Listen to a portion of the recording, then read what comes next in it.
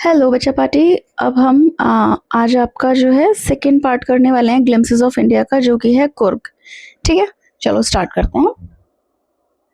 Coorg bye Lokesh एब्रॉल। तो किसने लिखा है ये वाला पार्ट? इस ग्लिम्पसेस ऑफ इंडिया का जो पार्ट 1 है वो था अ बेकर फ्रॉम गोवा, वो पहली वीडियो में कर चुके हैं। और जैसा कि मैंने कहा था कि मैं इसके तीनों पार्ट की सेपरेट वीडियो बनाऊंगी, इसलिए अब हम कुर्ग कर रहे हैं इस वाली वीडियो में। ओके, सो ये वाला जो पार्ट है ये लिखा है लोकेश एब्रॉल ने। और इसमें इन्होंने कुर्ग की सीनिक ब्यूटी की कितना खूबसूरत वो दिखाई देता है, यहाँ का कल्चर, यहाँ का लाइफस्टाइल के बारे में बताया गया है। कुर्ग बेसिकली कहाँ पर है? ये कर्नाटका का एक रीजन है। और through the narrator's observation reader experience lush green hills, dense forest and sprawling coffee plantation. तो भाई जब हम ये चैप्टर पढ़ेंगे जो नैरेटर ने लिखा है, तो नैरेटर के ऑब्जर्वेशन के थ्रू इनके हम क्या एक्सपीरियंस करने वाले हैं कि भाई कुर्ग में क्या है, ग्रीन हिल्स हैं। ग्रीन हिल्स क्यों कहा जा रहा है? क्योंकि ये वो वाले पहाड़ हैं जिसपे बहुत प्लांटेशन होती है, बहुत ज्यादा ट्रीज होते हैं इस पे। ठीक है, डेंस फॉरेस्ट, डेंस यानी कि घने जंगल, एंड कॉफी प्लांटेशन के बारे में हम पढ़ेंगे इस चैप्टर में। जो चैप्टर है ना वो हाईलाइट करता है यहाँ के हार्ड वर्किंग हॉस्पिटेबल लोकल्स को, यानी कि यहाँ के जो लोग हैं वो बहुत ज्यादा मेहनती होते हैं, बहुत ज्यादा ऐसे मेहमान नवाजी करते हैं, बहुत अच्छे से ट्रीट करते हैं। And their rich traditions giving a vivid glimpse of Coorg's natural charm and cultural heritage. तो भाई इस चैप्टर के थ्रू हम यहाँ के ट्रेडिशन के बारे में, यहाँ का जो नेचुरल चार्म है, यहाँ की ब्यूटी है, उन सब के बारे में, और यहाँ का कल्चर, इन सब चीजों के बारे में हम पढ़ने वाले हैं। ठीक है, चलो फिर स्टार्ट करते हैं। The story talks about the beauty and life of Coorg, के भाई कैसी जिंदगी होती है कुर्ग में और कितना खूबसूरत है ये, इसके बारे में बताया गया है। ये एक छोटा सा डिस्ट्रिक्ट है कर्नाटका का।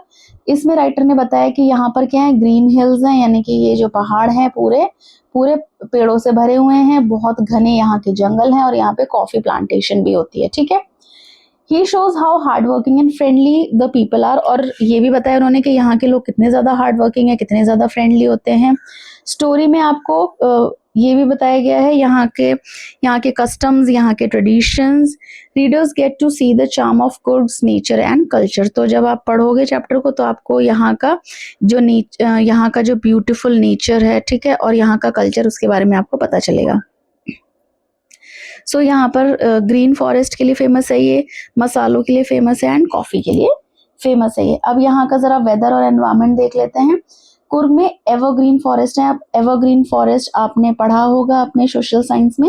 एवरग्रीन फॉरेस्ट वो वाले जंगल होते हैं जहाँ पे पेड़ ना एक साथ उनके पत्ते नहीं झड़ते हैं, ठीक है, जिसकी वजह से वो हमेशा ही हरा भरा आपको जंगल दिखाई देगा, तो इसीलिए इनको एवरग्रीन फॉरेस्ट कहा जाता है। फिर यहाँ पर क्या है, कॉफी प्लांटेशन बहुत ज्यादा है, स्पाइस की प्लांटेशन है। ठीक है, यहाँ अब देखो जहाँ ज्यादा पेड़ होंगे वहां बारिश तो होनी श्योर ही है, तो यहाँ पे बहुत ज्यादा हैवी रेनफॉल होता है, यहाँ पे मानसून बहुत ज्यादा होता है। कीप्स मैनी टूरिस्ट अवे, जिसकी वजह से क्या है, उतने ज्यादा टूरिस्ट यहाँ पे विजिट नहीं करते हैं, बहुत से लोगों को तो पता भी नहीं है इस जगह के बारे में। ओके, अब ये बेस्ट टाइम क्या है यहाँ कुर्ग को विजिट करने का? सितंबर से लेके मार्च तक में यहाँ का वेदर बहुत ज्यादा प्लेजेंट होता है। इस टाइम पर जो कॉफी है ना उसकी खुशबू हर तरफ हवाओं में फैली होती है। With coffee estates and old colonial houses, Kurg looks like heaven on earth। तो भाई देखो कॉफी की प्लांटेशन इतनी ज्यादा है, प्लस यहाँ पे कॉलोनियल हाउसेस है, मतलब ब्रिटिशर्स के जमाने के यहाँ पर घर बने हुए होंगे, जो एक और यहाँ की फैसिनेटिंग चीज है।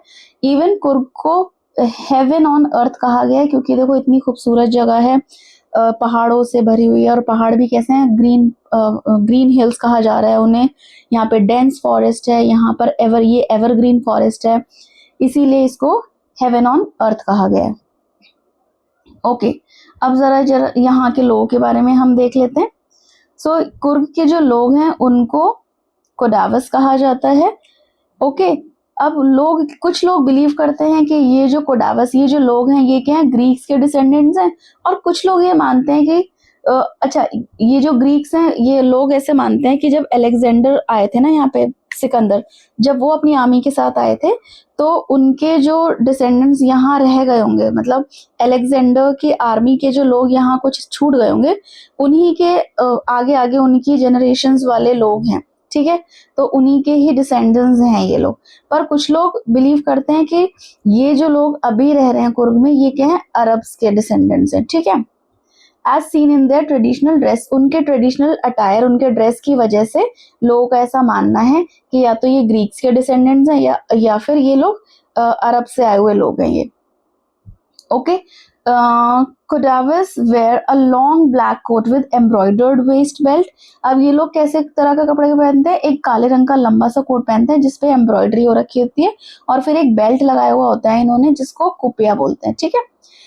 अब इनके जो कस्टम्स और रिलीजियस प्रैक्टिसेस है ना, यानी कि ये जो धर्म फॉलो करते होंगे या ये जो अब देखो हर धर्म का अपना एक अलग कल्चर है, एक अलग तरीका है ना गॉड को वर्शिप करने का। तो वैसे ही इनका भी ना बिल्कुल हिंदू कल्चर से बहुत ज्यादा डिफरेंट है इनके यहाँ का कल्चर। ओके, सो स्टोरी में हम ऑलरेडी ये बात कर चुके हैं कि बहुत ही ब्यूटीफुल है कुर्ग, यहाँ की लाइफ जो है। यहाँ story talks about beauty and life of Coorg. तो इस स्टोरी में भाई कुर्ग की कैसी लाइफ होती है यहाँ पर लोगों की और ये कितना खूबसूरत है इसके बारे में बात की गई है। ये भी ऑलरेडी बात हो चुकी है कि एक छोटा सा डिस्ट्रिक्ट है कर्नाटका में।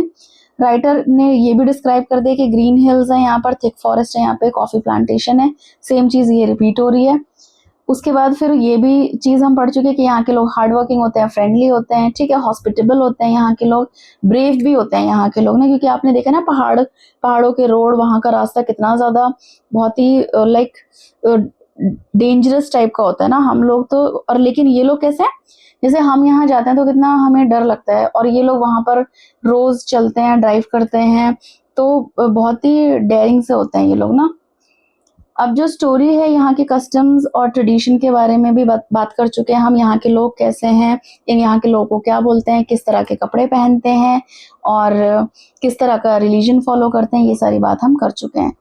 ओके, उसके बाद जो है यहाँ पे कुर्ग का चार्म, उसका नेचर, उसका कल्चर, इन सब की इस स्टोरी में बात हो रखी है।